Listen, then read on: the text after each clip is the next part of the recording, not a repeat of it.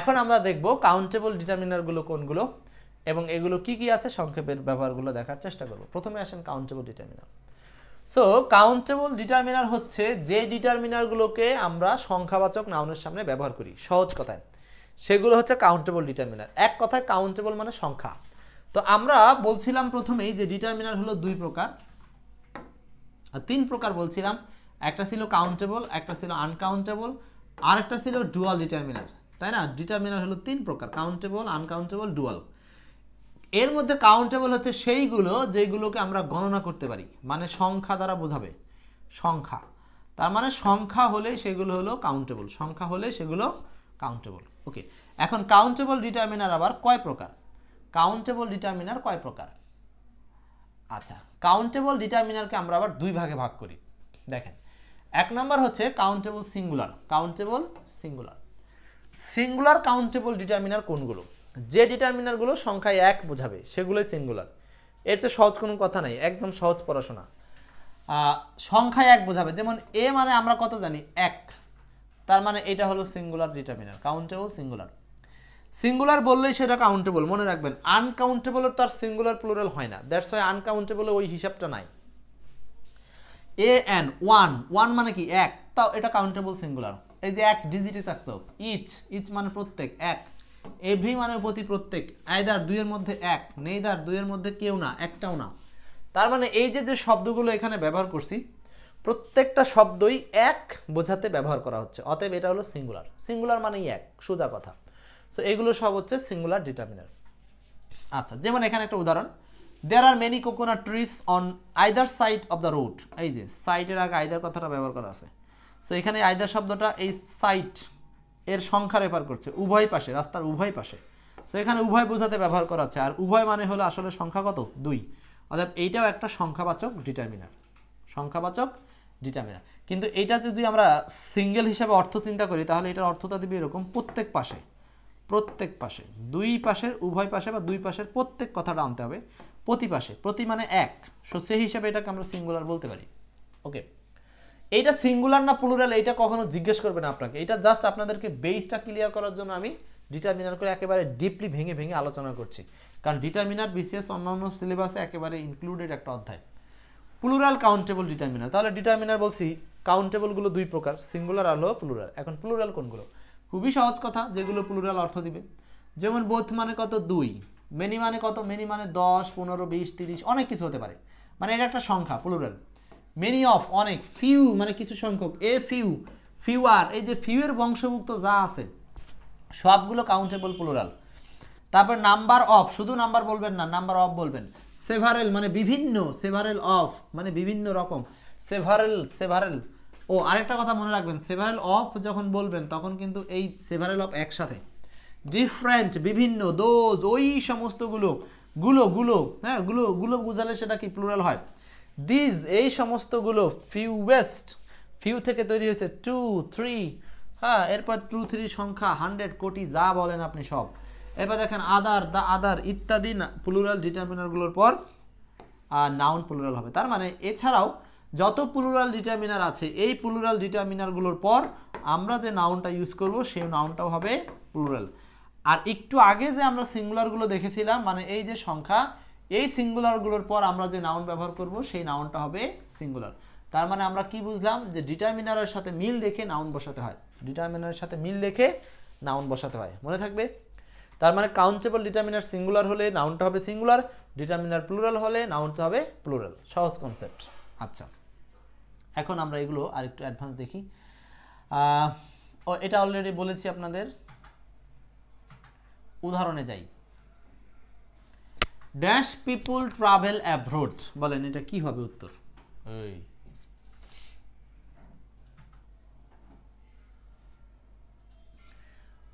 Dash people can travel abroad. এখন এই সেন্টেন্সটাতে দেখেন, যখন শূন্যস্থান রিলেটেড এই কোশ্চেনটা আসলো, এটা যে ডিটারমিনারের প্রশ্ন তা বুঝবেন কি করে? তা বোঝার উপায় হচ্ছে আপনি দেখবেন যে প্রত্যেকটা অপশনে আপনার ওই সংখ্যা বা পরিমাণ সংক্রান্ত শব্দগুলো থাকছে। যেমন লেস পরিমাণ, ফিউ সংখ্যা বোঝায়, লেস লিটিল, এগুলো সব সংখ্যা বা পরিমাণের সাথে রিলেটেড। তো সংখ্যা পরিমাণ রিলেটেড শব্দ থাকার মানে বুঝতে হবে এটা হলো ডিটারমিনারের প্রশ্ন।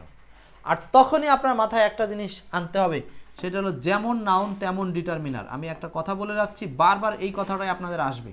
এই অধ্যায়ের মূল শব্দ লাইনই এইটুক, যেমন নাউন তেমন ডিটারমিনার। যারা নোট করছেন এই কথাটা নোট করলে এখানে স্টার্ট দিবেন বেশি করে।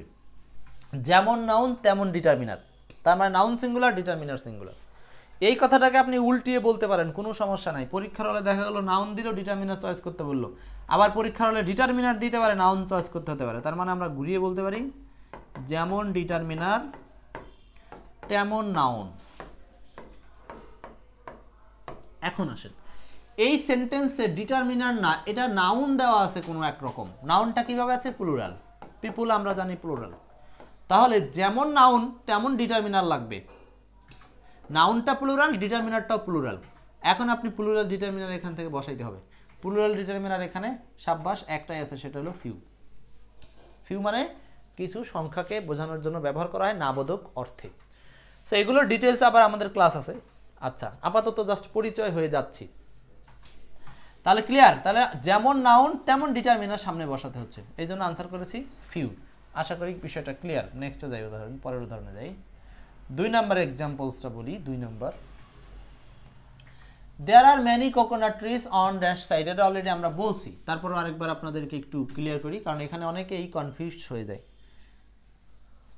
দেয়ার are many coconut trees on dash side, এই প্রশ্নটা অনেকে অনেকভাবে ব্যাখ্যা করে, কিন্তু আমরা এটার উত্তরটা করি, সেটা হলো প্রথমে আমরা কোনগুলো হচ্ছে না সেইটা একটু বলার চেষ্টা করি।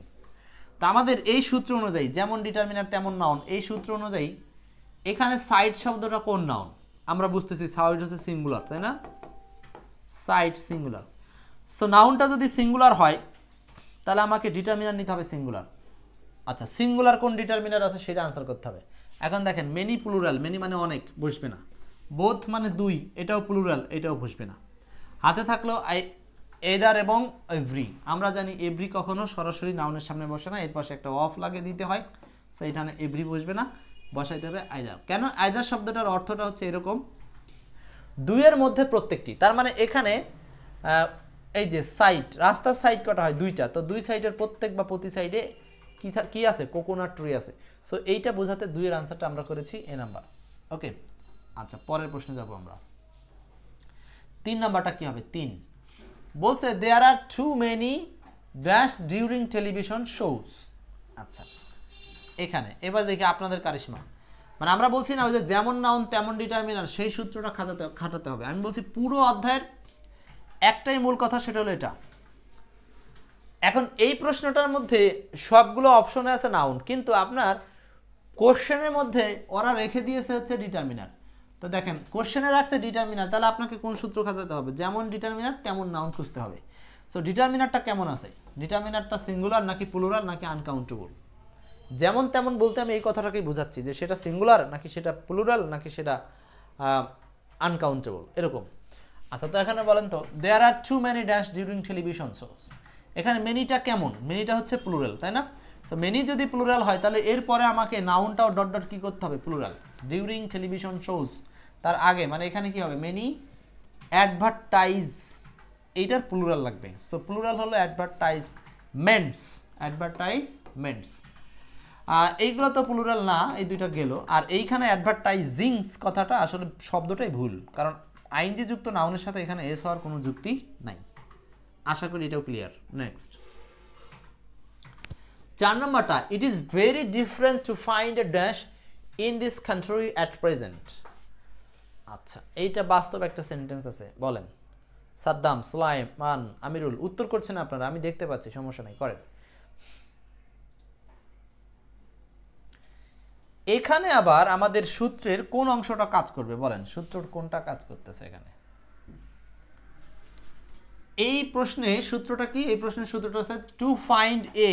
টু ফাইন্ড এ, এই যে এ শব্দটা আছে না, এ, এখানে হলো ডিটারমিনারটা কেমন দেওয়া আছে? এখানে ডিটারমিনারটা দেওয়া আছে সিঙ্গুলার, তাহলে যেমন ডিটারমিনার আমার তেমন নাউন লাগবে।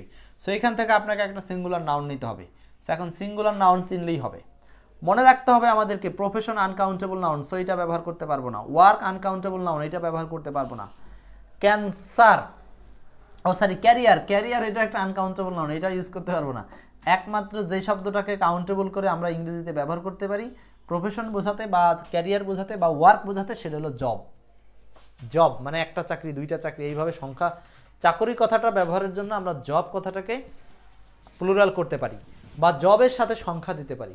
সো কাউন্টেবল নাউন একমাত্র এখানে হচ্ছে জব, আর বাকিগুলো আনকাউন্টেবল নাউন। সো যেহেতু ডিটারমিনারটা কাউন্টেবল, ডিটারমিনারটা যেহেতু কাউন্টেবল, এই জন্য আমরা কাউন্টেবল ডিটারমিনার দিলাম, নাউন দিলাম জব। জব তার মানে জব শব্দটাকে আপনি প্লুরাল করতে পারবেন প্রয়োজন অনুযায়ী জবস, কিন্তু এইগুলোকে কখন আমরা প্লুরাল করতে পারবো না। এবিসি বুঝাতে পারছি? এখানে একটা এক্সট্রা লার্নিংও শিখে নিলেন। নেক্সট,